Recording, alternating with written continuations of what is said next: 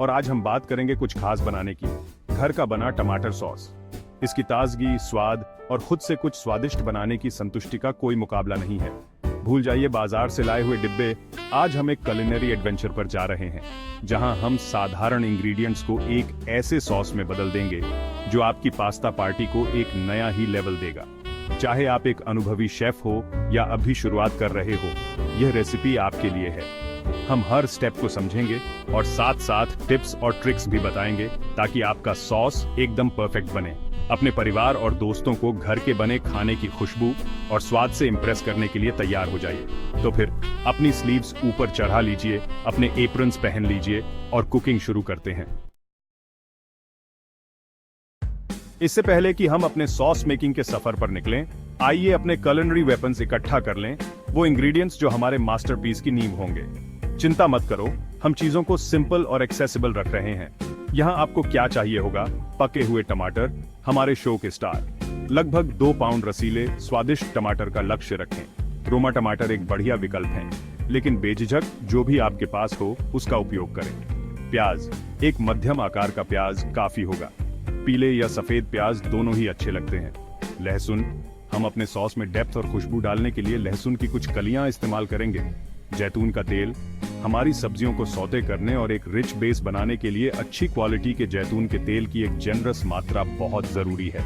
नमक और काली मिर्च, ये पैंट्री स्टेपल्स हमारे सॉस के नेचुरल फ्लेवर्स को और भी बढ़ा देंगे। ताजी तुलसी, मुट्ठी भर ताजी तुलसी की पत्तियां ताजगी और वाइब्रेंसी का टच देंगी। अब जब हमारे इंग्रेडिएंट्स तैयार हैं, तो उन टमाटरों को थोड़ा प्यार देने का समय आ गया है। सबसे पहले उन्हें ठंडे पानी के नीचे अच्छी तरह से धो लें, जिससे कोई भी गंदगी या मलबा निकल जाए। इसके बाद हम उन्हें मोटा मोटा काट लेंगे। यहाँ बहुत ज्यादा परफेक्ट होने की चिंता न करें। हमें रस्टिक हार्टी टुकड़े चाहिए जो पकते समय अच्छी तरह से गल जाएं। अगर आप बड़े टमाटर इस्तेमाल कर रहे हैं तो काटने से पहले उनके कोर्स निकाल सकते हैं। छोटी वैरायटीज के लिए जैसे चेरी टमाटर, बस उन्हें आधा या चौथाई भाग में काट लें। याद रखें, हमारा लक्ष्य इन टमाटरों को इस तरह तैयार करना है कि वे अपनी रसीली खूबसूरती हमारे सॉस में छोड़ दें।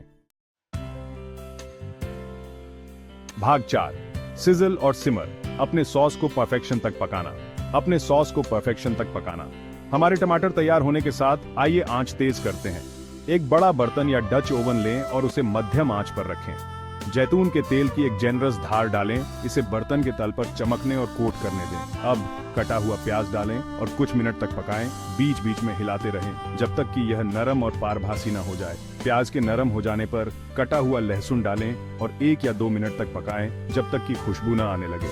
अब शो के सितारों का समय है। कटे हुए टमाटर को बर्तन में डालें। सब कुछ अच्छी तरह से हिलाएं। सुनिश्चित करें कि टमाटर तेल और लहसुन के मिश्रण में लेपित हैं। भाग 5, द फ्लेवर फैक्टर।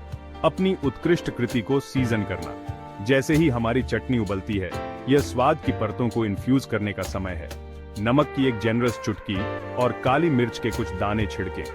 याद रखें, हम बाद में हमेशा मसाला समायोजित कर सकते हैं, इसलिए थोड़ा सा शुरू करें और स्वादानुसार और डालें। स्वाद की एक अतिरिक्त गहराई के लिए आप बर्तन में एक चुटकी सूखा ओरेगनो या एक तेज पत्ता डाल सकते हैं। ये जड़ी बूटियां टमाटर के साथ खूबसूरती से मेल खाती हैं, चटनी में गर्माहट और जटिलता का स्पर्श जोड़ते हैं।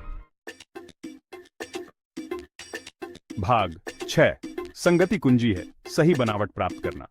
अब बनावट के बारे में बात करते हैं। जैसे ही चटनी उबलती है, टमाटर नरम हो जाएंगे और अपना रस छोड़ देंगे, जिससे एक स्वादिष्ट बेस तैयार हो जाएगा। वांछित स्थिरता प्राप्त करने के लिए हमारे पास कुछ विकल्प हैं। एक स्मूदर चटनी के लिए आप टमाटर को आंशिक रूप से मिलाने के लिए एक इमर्जन ब्लेंडर का उपयोग कर सकते हैं। बनावट के लिए कुछ टुकड़े छोड़ सकते हैं। वैकल्पिक रूप से आप पके हुए टमाटर के लगभग 1 कप को बर्तन से निकाल सकते हैं, उन्हें अलग से मिला सकते हैं और फिर उन्हें वापस डाल सकते हैं। यह आपको कुछ शेष बनावट के साथ एक स्मूदर चटनी देगा। यदि आप एक मोटी चटनी पसंद करते हैं तो इसे तब तक उबलने दें जब तक कि टमाटर टूट न जाए और चटनी आपकी पसंद के अनुसार गाढ़ी न हो जाए। याद रखें, आप चटनी को जितनी देर तक उबालेंगे, उसका स्वाद उतना ही अधिक कंसंट्रेटेड होता जाएगा।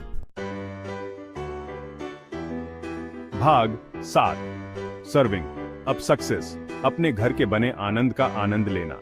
लगभग 45 मिनट से 1 घंटे तक उबलने के बाद आपकी घर की बनी टमाटर सॉस आनंद लेने के लिए तैयार हो जानी चाहिए। केवल सुगंध ही आपके मुंह में पानी लाने के लिए काफी होगी। बर्तन को आंच से उतार लें और उन ताजी तुलसी की पत्तियों को मिलाएं जो हमने पहले अलग रखी थी।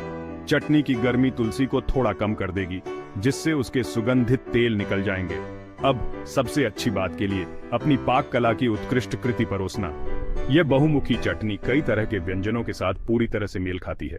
इसे अपने पसंदीदा पास्ता के साथ टॉस करें, इसे पिज्जा के लिए बेस के रूप में उपयोग करें या इसे ग्रिल्ड चिकन या मछली के ऊपर डालें। संभावनाएं अनंत हैं। तो आपके पास ये है एक सरल लेकिन अविश्वसनीय रूप से स्वादिष्ट घर का बना टमाटर सॉस, जो आपकी स्वाद कलियों को प्रभावित करेगा और आपको आश्चर्यचकित करेगा कि आप कभी भी स्टोर खरीदी गई चीजों के लिए क्यों बस गए।